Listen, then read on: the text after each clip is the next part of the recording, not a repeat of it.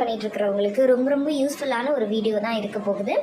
இது எது ரிலேட்டடா அப்படின்னு பார்த்தீங்க அப்படின்னா, இன்றைக்கி நம்ம பார்க்க போகிறது கருப்பதிதல், அதாவது இம்ப்ளான்டேஷன் சம்மந்தமான ஒரு வீடியோ தான் இன்றைக்கி நம்ம பார்க்க போகிறோம். இது வந்து த்ரூ அவுட் ப்ரெக்னன்சி ஜேர்னிலேயே வந்து பார்த்திங்கன்னா இந்த இம்ப்ளான்டேஷன் அப்படிங்கிறது ரொம்ப முக்கியமான ஒரு பார்ட் அப்படின்னு சொல்லலாம்.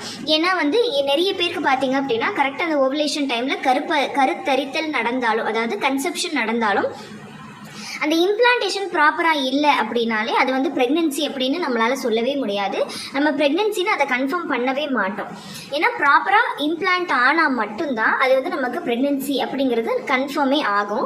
ஸோ அந்த வகையில் இன்றைக்கி நம்ம பார்க்க போகிறது இந்த இம்ப்ளான்டேஷன் ஃபெயிலியர் எதனால் நடக்குது, அதுக்கு முக்கியமான 3 காரணங்களை பற்றி தான் இன்றைக்கி நான் உங்ககிட்ட ஷேர் பண்ணிக்க போகிறேன்.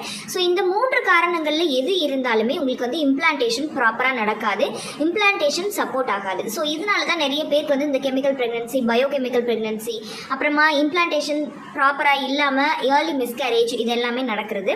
ஸோ இதை பற்றி நீங்களும் தெரிஞ்சுக்கணும். இந்த 3 காரணங்களையும் சரி பண்ணி எப்படி இம்ப்ளான்டேஷனுக்கு சப்போர்ட் பண்ணுறது அப்படிங்கிறதையும் நீங்கள் தெரிஞ்சுக்கணும்னு